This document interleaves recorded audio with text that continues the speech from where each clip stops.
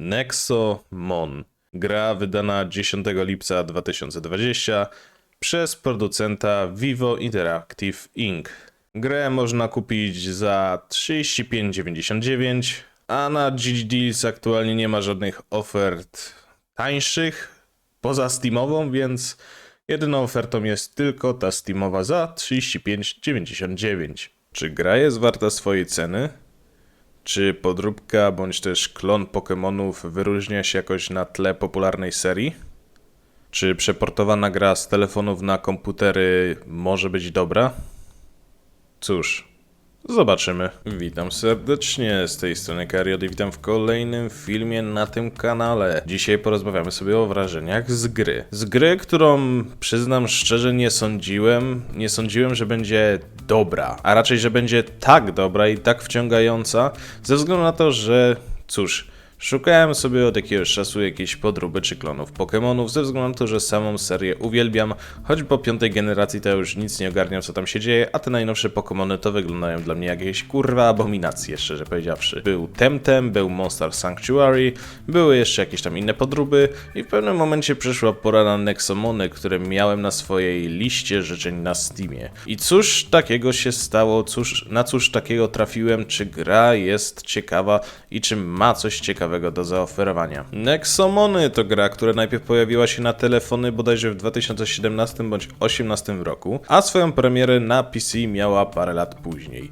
I przyznam szczerze, naprawdę nie wiedziałem, czego się spodziewać po tej grze. Obrazki, filmiki na Steamie, które pokazywały tą grę, mówiły mi, że no, gra może być spoko, widać, że to są Pokemony po prostu z inną nazwą, z inną nakładką, z innymi potworkami i tak dalej. I postanowiłem kupić, bo gra jest tania dla mnie. Gra jest bardzo tania, bo 36 zł, około 36 zł to nie jest jakaś wielka cena, przyznam szczerze, a w tej grze bawiłem się naprawdę dobrze, bawiłem się niesamowicie dobrze i przyznam szczerze, że nie sądziłem, że aż tak mnie to wciągnie, że aż tak poczuję tą ponowną miłość do łapania potworków, do walk, do eksplorowania w takich światach, no po prostu kuźwa jest cudownie. Fabuła jest dość prosta, przyznam. Jesteśmy sobie dzieciakiem, który nagle został wtrącony w ciąg jakichś dziwnych zdarzeń i naszym celem, chociaż przyznam szczerze, że to dziwne jest, bo poznajemy największego mistrza, tak zwanego Nexolorda, którego poznajemy na początku gry i który już samą aparycją, samym wyglądem nam się nie podoba, więc od razu wnioskujemy z naszym małym przyjacielem, robotem Atlasem, że no, gość definitywnie jest zły, tylko dlatego, że źle mu z oczu patrzy. Oczywiście to była prawda, bo gość jest zły, ale no kurwa, dość absurdalne to jest i dość dziwne, ale no taka jest fabuła i to jest w porządku, to jest spoko, bo w tej prostej fabule, tej prostej historii, gdzie spotykamy gościa, gość wygląda na ewidentnie złego, to trzeba go powstrzymać, tak? Więc to robimy i przymierzamy sobie z rejonu na rejon, z miasta do miasta i z wyspy na wyspę. I tak przechodząc sobie z miasta do miasta, czy z rejonu na rejon, pokonujemy kolejnych przeciwników, pokonujemy coś ala liderów, pokonujemy inne Nexomony i kwestia tego, że są tu różnorakie mechaniki, które różnią się od Pokemonów. Chociażby kiedy walczymy jednym sobie Nexomonem, 1 na 1 i pokonamy jakiegoś Nexomona, to exp dostają wszyscy. Wszyscy w naszej drużynie. Co prawda nasz główny dostaje najwięcej, a reszta trochę mniej, ale faktem wszyscy dostają tego expa, nawet jeśli nie brali udziału w walce, więc to jest pierwsza różnica. Po drugie, dostajemy kasę od wszystkich. Dostajemy nawet kasę od dzikich Nexomonów, więc łatwo się tutaj wzbogacić i nie ma czym się zamartwiać o tym, że nagle zbiedniejemy kompletnie.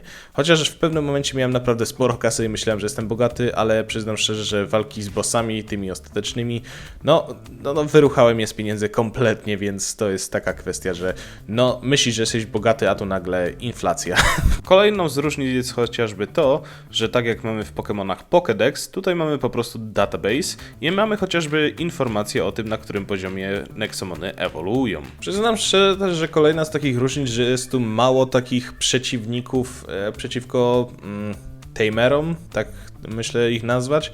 Jest ich dość mało, przyznam szczerze, i będziemy tutaj walczyć częściej z dzikimi Nexomonami, aniżeli właśnie z tamerami, więc to jest taka kolejna różnica, że nie ma ich jakoś szczególnie dużo. I też generalnie gra jest dość mocno nastawiona na fabułę, na odkrywanie, na eksplorowanie, rozmawianie z NPC i generalnie właśnie No, historia jest naprawdę fajna, naprawdę ciekawa, ale jednak te walki dają właśnie tą największą satysfakcję, że expimy, ewoluujemy, odkrywamy nowe, a mamy tutaj aż 310 generalnie Nexomonów, więc jest to myślę całkiem sporo, jak na jedną generację, a chociażby takie Pokemony w pierwszej generacji miały niecałe 200, nie pamiętam szczerze powiedziawszy teraz, no ale no jest ich naprawdę sporo, więc jest tu sporo do odkrywania, eksplorowania, zwiedzania, no i szukania nowych Nexomonów. I jak mówiłem, gra została przeportowana z telefonów na PC i generalnie jeśli chodzi na przykład o takie błędy, to nie ma ich jakoś szczególnie dużo. Nie ma jakoś szczególnie dużo błędów, nie zauważyłem ich, ale jeden jest dość irytujący. Konkretnie to, że w pewnym momencie odblokowujemy sobie szybkie podróże między miastami. I niestety parokrotnie, parę razy zdarzyło mi się coś takiego, że teleportując się do innego miasta, jakby kompletnie gra się popsuła i nie mogłem się ruszyć, nie mogłem nic zrobić, mimo że widziałem, że animacje się ruszają. Kompletnie jakby niby się sfreezowała, ale nie do końca, przez co musiałem zrobić Alt F4, no i ponownie uruchomić grę i już wszystko było ok. A na szczęście autozapis jest dość regularny, więc nie straciłem swoich postępów, tak? Grafika momentami też niestety widać, że jest kiepska, raczej przez to, że jest przeportowane. Tak jak same Nexomony, postacie, animacje wyglądają fajnie, tak niestety momentami są takie chwile, że jak na przykład się teleportują jakieś postacie, liderzy, bossowie i tak dalej, to po prostu widać jak animacja teleportu to są piksele. Widać to rażąco w oczy i to strasznie mnie bolało. Niestety strasznie mnie to bolało, jak na to patrzyłem, że wygląda to bardzo pikselowato, więc strasznie to odchodziło od tego, co mamy dookoła, od postaci i tak dalej. To mnie delikatnie bolało, ale da się to na szczęście przeżyć, zwłaszcza, że reszta gry jest naprawdę dobra. Eksploracja, walki, historia, no wciągnąłem się niesamowicie. Ukończenie głównej fabuły zajęło mi jakieś 16 godzin, ale jak się okazuje, nawet po tych 16 godzinach gra trwa dalej. Mieliśmy napisy końcowe, ale jest historia dalsza, jest jakby epilog, gdzie musimy jeszcze parę rzeczy zrobić i jest jeszcze jedna właśnie historia po głównych wydarzeniach i ta mi zajęła bodajże od 4 do 5 godzin, a później już po całkowitym zakończeniu historii mogłem sobie zwiedzać, łapać legendarne Nexomony, walczyć z tak zwanymi Wardenami, które są też w sumie legendarne, no i tak sobie chodziłem, łapałem i tak dalej. I co mnie też dziwiło po ukończeniu głównego wątku, nagle w wielu miejscach można było znaleźć przedmioty, które nazywają się Golden Nexotrap. Jest takim odpowiednikiem Master Balla z Pokémonów, że masz 100% szansy, że coś złapiesz. To tylko po ukończeniu głównego wątku się pojawiają w takiej ilości,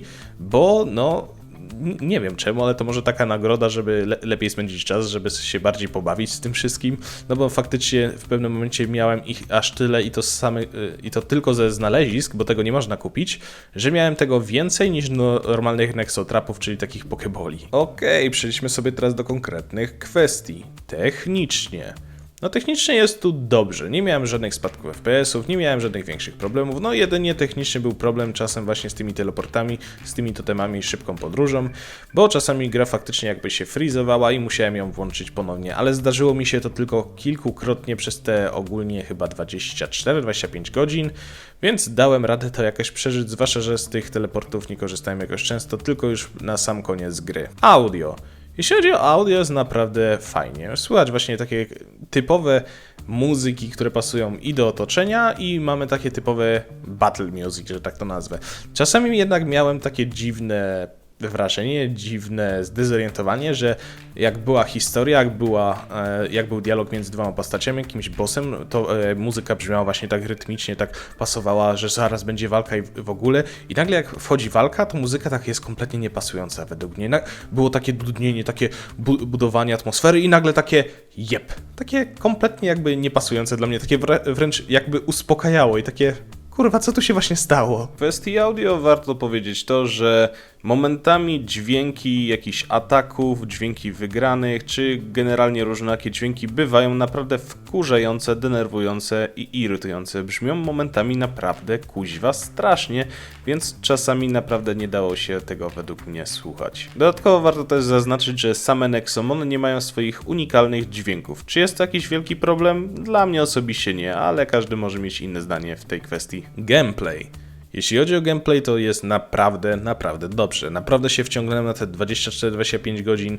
Naprawdę chciałem ukończyć tą grę.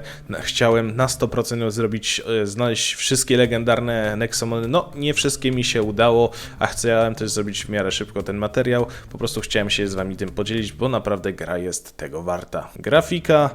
No jeśli chodzi o grafikę, to tak jak mówiłem, jeśli chodzi o postacie Nexomon i tak dalej, to wyglądają naprawdę fajnie, sympatycznie, kolorowo. No jedynie te czasem animacje, chociażby teleportów, to było widać piksele i to mnie momentami faktycznie trochę denerwowało i irytowało, ale tak ogólnie jeśli chodzi o grafikę, to jest naprawdę w porządku. Podsumowując, Nexomony to naprawdę kawał dobrej gry, naprawdę dobry klon Pokémonów i pokaz tego, że można zrobić coś naprawdę ciekawego, trochę zmienić mechanikę i zrobić coś ciekawszego, być może lepszego dla niektórych, być może gorszego, ale dla mnie ta gra jest naprawdę zajebista. Wciągnąłem się niesamowicie, spędziłem tu dobry czas, naprawdę w pewnym momencie byłem troszeczkę, można powiedzieć, uzależniony, bo naprawdę chciałem w to grać, odblokowywać, znajdywać, walczyć i tak dalej. I gra mi starczyła na te 24-25 godzin, więc myślę, że to jest całkiem niezły czas, chociaż jak mówiłem, sama główna fabuła zajęła mi jedynie 16 godzin. Więc gra jest naprawdę warta tych 36 zł, można się tu naprawdę dobrze bawić i z tego co wiem, z tego co widziałem, jest kontynuacja, jest kolejna gra, więc na pewno się w nią zaopatrzę i na pewno w nią zagram. A tymczasem dziękuję za wysłuchanie, dziękuję za spędzony czas i życzę miłego grania. No hej, chciałbym Was zaprosić serdecznie do linków znajdujących się w opisie. Przede wszystkim do mojego kanału na Twitchu oraz do mojego serwera na Discordzie. Serdecznie zapraszam i pa!